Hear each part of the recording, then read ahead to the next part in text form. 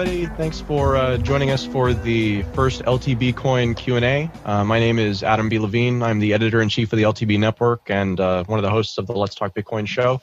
I don't usually do live because I like being able to edit myself, so today will be kind of fun. What we're going to talk about today, broadly speaking, is the LTBcoin project, which at its core is a community currency for people who want to create content. And specifically, it's for creating content on the LTB network.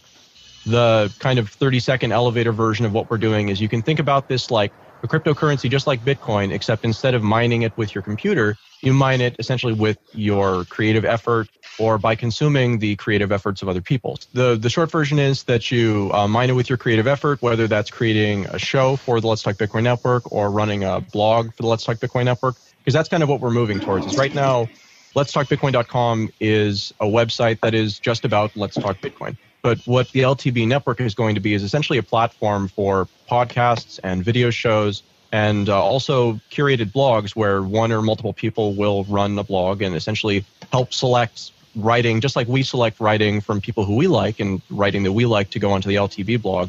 Other people will do that too. And the idea here is that the LTB coins serve kind of like a Dogecoin almost purpose of being a very plentiful, very fun token that you can do stuff with, but that doesn't have some of the drama that money does. Because money, you have to feel responsible about how you spend it. But most of the people who are using LTB coin at first are probably going to be receiving it for free from one of the ways that we're doing this. So over time, it'll become worth something because it's a deflationary currency and it's limited in supply. But I think that we'll go through a period of a year or two, really, where there's a lot of generosity in the community, and it'll be very easy to bring someone into our community by giving them some LTB coin, because then they'll have stake in the network. And if the network succeeds, then they'll benefit too. And really, that's what I'm trying to do here, is I'm trying to create incentive structures so that everybody gains, the audience gains and has a financial interest. The people who are creating content have a financial interest and don't have to do this stuff speculatively like pretty much everybody has to do on the content side forever. And instead, it kind of ties our fates together and says we're more valuable as a whole than as the sum of our parts. So that's, I guess, where I'm going to shut up now. I want to introduce Matt, who has been acting as a community liaison. I have a tendency to dominate conversation, so he's actually going to kind of lead part of this discussion. Also, we have a bunch of people on the call here. Thanks for everybody popping in. If you'd like to introduce yourselves, absolutely feel welcome. We could start with the guy with the A for his name, Actively. Hello, can you hear me? Yes. All right, cool. First time using this microphone. I run basically an anarchist webcomic and was really joining into Let's Talk Bitcoin to see how the experiment works as far as incentivizing people to moderate content, maybe produce some content for here as well. So I'm with less of the cryptocurrency. I am definitely interested in Bitcoin and a lot of different altcoins, but I'm here less of the news and opinion and blog thing and more of the entertainment, fiction, webcomics, that kind of thing. So that's kind of where I'm coming from. Thank you. My name is Josh. I've been Bitcoin since $1 and love just changed my life. And we're in Berlin doing a startup project called Voltoro, that's it's still in development phase, and so not much more detail on that at the moment. But it's really exciting. So I'm Ruben. I go by Ruben Alexander on the web. I do writing and editing for Bitcoin Magazine. And I interviewed Adam about this in his other project, the Goxcoin. But I definitely like the idea of taking blogging and content making to the next level and pushing it off onto a DAC and just seeing what happens. I think it's a beautiful experiment, and the more types of content makers we can get covering all the different stories that are coming out, the better, I think. Thanks, Ruben. My name is Matt. I've been involved with LTBcoin for a few weeks now with Adam. I'm really excited about the possibilities of how generating coins outside of computational mining will benefit not only humanity, but I think the whole community in general. Yeah, and I've just been really excited about working on the LTB project, and it's just I'm trying to work with Adam now, trying to kind of capture the overall vision of where we're trying to go with this, because it seems like the deeper we dive into it, the more complex issues get. So yeah, hopefully we can answer a lot of people's pressing questions today and go from there. There's a lot of territory here that we're still trying to map out, and there are a lot of questions that still need to be answered, and there isn't really an obvious right answer to a lot of this stuff. So questions are really helpful, and I'd kind of like to start there. Sorry, Scott, we skipped you. You can do an intro if you'd like. Yeah, sure. Scott Robinson here from Plug and Play Tech Center. Just kind of monitoring the entire, DAC space, and this was an interesting kind of solution that I'd like to follow. So just hanging out and want to learn more. I'm Matthew Link. I'm in Columbus, Ohio. I'm just a long-time enthusiast of Bitcoin and a regular listener of Let's Talk Bitcoin ever since it went on the internet. Hey, Adam, am I the green square? This is John. Yeah, I think you're the green square, John. Oh, I see. Hey, this is John Barrett. I'm in Nashville, Tennessee. Lidge and I won the Editor's Choice Award for the Let's Talk Bitcoin podcast competition a month or so ago. And so we've been doing a podcast out of East Nashville. And Lidge and I have been having the time of our life with it. I have no idea where Lidge is right now. He's got a daughter at home, so he's probably feeding Cheerios or something. But anyway, I'm just thrilled to be here and to be around all of you super intelligent people and to be working with the Let's Talk Bitcoin network. And I hope that we can continue to add some good content. What's going on the ground with our local companies that are accepting Bitcoin? That's kind of the direction we're taking right now, is just interview as many small businesses and people who are interested in accepting Bitcoin and getting into the Bitcoin community. So we're trying to educate, but really we're also trying to educate ourselves at the same time. And I'm really happy to have you on this call, John, because you're the only representative of a podcast that is actually currently on the network right now. When we put together the LTB network proposal, the concept of LTBcoin was definitely something that was that I knew that we were going to do, but how we were going to do it was really not clear. And so we went into that kind of with a deal that was really temporary. And then because with all the focus shifted to LTB, it didn't really, we haven't really done much with it. I hadn't had much success. I'm really anxious to get into this and to have the LTBcoin model kind of kick in, because I feel like, we brought people on and then haven't really delivered for them yet. So that is my goal here, is to try and solve that problem, among other things. Great. Well, I really appreciate everybody being here. I know we have people trying to get into the call who can't get in. I'm glad we set this up as a hangout on air, even though it was more difficult. There is a lot of interest in this concept, even if you're not necessarily interested in the LTBcoin thing. Scott, as you said, the DAC thing, that's just happening. This is one of 8 different projects that I'm currently involved with that are building DACs out in various areas. And the concept of being able to take something like content creation and create a rule set and framework in which you just, you as an individual plug yourself into a job that you want to do at that particular moment, and then you can get paid for it because somebody needed to do that job. And since you did it at the time that it was needed, then that's a valuable thing. So that's really what I view all of these technologies as. They're ways to bootstrap new communities, because when there aren't many people participating, it's much more profitable for the few who are. So situations like that, in where there's actual value, don't really stand for too long. The market says, oh, I could make some money being over there doing that thing, and then they go over there and they do it, given enough time. So that really is the core of our experiment here, is trying to trust the free market and not be afraid to let ourselves essentially be valued by the market, as opposed to setting up things that we think are correct, but that might not be when actually put to the test. That's the difficult part. So I'd like to open it up to questions. If you've got something, let's start. Okay.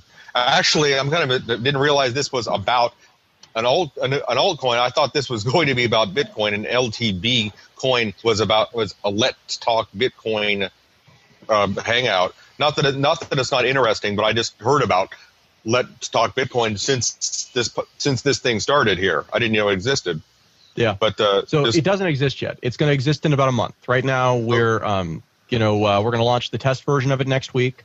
And it actually isn't. So this is a point we can clarify. LTBcoin isn't a proper altcoin in the sense that it has its own blockchain and has its own miners and things like that. It's a user-created asset, one of the first ones actually, that is going to be created on top of Bitcoin using a protocol called Counterparty. One of the other projects that I'm working on, Goxcoin, as Ruben mentioned, is basically a similar thing. It's a user-created asset where there's no mining, and you just distribute it as you need to, as makes sense for that particular use case, except that one's built on Mastercoin, which is also built on top of Bitcoin. So what's happening is that these user-created assets lets you have all of the advantages of the security of Bitcoin, of the usability of Bitcoin, of the blockchain of Bitcoin, but they let you create essentially arbitrary tokens. So if you wanted to create, Matthew coin, you could do that, and you'd have to convince people that it has value. But the technical challenge of it, the creating a blockchain and making sure that you have enough hashing power to make sure that the network is secure, really become secondary concerns that don't matter anymore. So what it means is that what we're doing with LTBcoin, like I mentioned at the beginning, is taking the idea of mining and saying, okay, if we don't need the security part anymore and we don't need the distributed hashing part anymore, then what do we want to incentivize? What types of activities add value to the network? And so then we distribute it basically based on that. And so right now, the ratios, like I said, this coin isn't out yet. We're still figuring out what the 5-year distribution schedule is going to be. I have a question. So why Counterparty for LTB and why Mastercoin for, say, Goxcoin? Because I don't know which one is going to be the right one. And I think that it doesn't make any sense. Right now, there are like 5 different protocols that are floating around that each have their own their own token that, if that network succeeds, will become incredibly valuable, because these things are very, very poorly understood. I would argue that maybe 1% of people in Bitcoin understand what's going on with the metacoins right now, or less. So you can buy one share of each of those protocols and spend less than $100 doing it. And then you're vested in everything. And then it doesn't matter what wins, because it doesn't matter to you. And so it makes it so you can look at the coins very objectively, whereas a lot of people are trying to pick sides right now and saying, oh, well, I put my money into this one, so that's the one that I want to win. And I think that's a big mistake right now. So what I'm actually doing is, like I said, I have 8 projects that I'm working on. And so far we have 2 of them on Counterparty, 1 of them on Mastercoin. I want to do one on NXT pretty much as soon as possible. They have some of the best software out there as far as I've seen. Their wallets are really outstanding, and it's funny. It's like looking at like a future version of what Bitcoin will be, but it's here now, and you can see it. So there isn't really a particular reason. I think Counterparty is a solid protocol. I think that they have a lot of legitimacy behind them, and I think that they don't have the problem of founders or the problem of money. They also don't have the advantage of either of those things, but they don't have the problem, and I like things that are simple. Adam, I have a question. Yes, John. So how is the very first Litecoin created? Do you mean LTBcoin? The very first LTBcoin. Sorry about that. In the Counterparty protocol, what we are going to do, I can actually paste this in. You can look up the LTBcoin asset right now. So there it is in the chat. It's on blockscan.com, and you can search for LTBcoin. And basically, it shows you what's up over. We just have 1 share that's issued. But what we're going to do is we're going to issue new tokens on a weekly basis at the same time every week, basically. And it's on a 5-year deflationary schedule. We're still working on it, but it's pretty steeply deflationary, with most of the currency being issued in the first 3 years, which I really consider the bootstrapping period for the network. And then after that, it switches over to more of a sponsor revenue-driven model. But until that point, pretty much most of the compensation is coming from actual new LTB coins that are being introduced. But instead of going to miners who then sell them on the market, they go to content creators, or they go to the audience. And there are a variety of ways and capacities that we're going to be doing that. Did that answer your question, John? Yeah, it did. What stops, the other day someone suggested, hey, this guy who's starting the LTB coin, how do you know he's not going to mine a ton of them to start with? And I said, well, number 1, it's because he's not mining anything.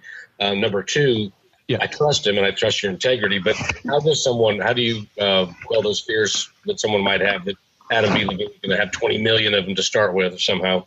Well, the great part about this is that if you go to that blockscan, page for LTBcoin, it has 5 tabs. One of the tabs is overview. The other tab is shareholders. And then there's dividends, updates, and contacts. Mm-hmm. And so basically, you get to see everything that's going on. It's a totally transparent process. And the reason why I like this better than something like NXT, where they issued all of them at once, and then there's this giant money supply out there, I think that's a liability. If I had 90% of the money supply sitting in my account, even if it's like the LTB distribution account, whatever, that still is a huge amount of money, and it screws up the market cap. It does a bunch of other stuff like that. So because we're using these metacoins, we actually can every week, be like, okay, all right, here's the 5-year schedule. And then when we get to that week, we say, okay, here's as many are issued. And then basically what I want to do is I'd like to have someone create an interface where we can just put in all of the addresses of the people who are getting part of that distribution,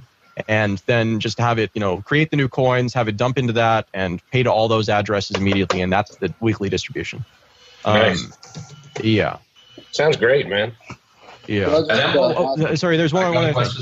Okay, also, I'm talking with, I haven't reached out to him yet, but I just watched a talk that Ryan Singer, who's the former founder of Trade Hill, besides Jared Kenna, gave a talk at the Texas Bitcoin Conference about essentially multi-sig hierarchical wallets. So, and the other thing that they're offering with that is a trusted oracle service. Basically, we can say, okay, rather than have me or the editor-in-chief or whoever is doing that at the time control the issuance of LTBcoin. Instead, it's going according to this schedule, and we're partnered with Crypto Corp to provide the trusted Oracle counterparty that says, okay, that takes any time we want to do something with that address and says, does this comply with what the rules are for how this address should be handled? And if something happens that doesn't comply, then they say, no, you can't do that. But because it's a 3-part multi-sig address, essentially, there can be a safety, right? So there can be a third part that somebody else has or that a whole bunch of people have. So if Crypto Corp decides to, run off with our keys, they can't spend our coins. They can't do anything without us, but they can stop us from doing it if it doesn't comply with our own internal rules. So that's what I want to do is I'm trying to create these systems where we can offload as much of the responsibility from me as possible, because as I've said in a couple of these threads, like having the ability to create money, especially once we succeed with this and it becomes valuable, is dangerous. And I don't really have any interest in that. And frankly, it further muddies the project when it doesn't need to muddy. Nice. One of the questions I have is initial pricing of these coins or valuing. Is there an exchange that's being set up or something for these meta coins? And is that purely between other cryptos, or is that going to be also interfacing with the fiat legacy currency markets? So unlike most coins, we are not going to be selling any of these. Most of the meta coins that come out are being done for fundraising purposes, basically. I kind of view this as a reverse fundraiser, though. We are essentially paying people with money before it is valuable rather than doing it the other way around. Rather than not paying them with money that is valuable. So, I'm sorry, repeat your question. I got lost. So I guess, if something needs to have some sort of value in someone's head to say, hey, I'm going to give you 1 coin or 10 coins or 0.5 of a coin for making a show. Yeah. Or we're whatever. going with the Doge approach. We're going with the, it's a combination of the Doge approach and, which is to say, there are going to be like 51 million units. I'm pretty sure right now that the total number of units is going to be 51 million, distributed over 5 years. With the idea being that even though in practice it doesn't matter whether or not you're talking about something that has 5.1 million or 51 million, in reality people are more generous when they have larger numerical quantities of things. And I think the Dogecoin has done a good job of showing that that's really a thing. But even Doge had an exchange to interface to, so right. People could sort of grasp. That's the other part of this question, and the answer to your question is yes. We're talking with Cripsy. I've talked with. Yeah, Big Vern. Yeah, I spoke with him about that. He wants to talk with the counterparty devs about how hard it'll be to implement, but they're looking for coins that are differentiating. They don't, they want to list coins like this rather than listing coins like, just like some other random, clone of something that has a community of a couple hundred people. I mean, but the other thing about it is that because this is being built as a layer on top of counterparty, we'll have a decentralized exchange from minute one. And we should be able to start testing that next week. So a decentralized exchange in practice means that you can, put up an offer with Bitcoin and then get back LTB as something directly without having to register on anything or go through anything. And it's a P2P exchange.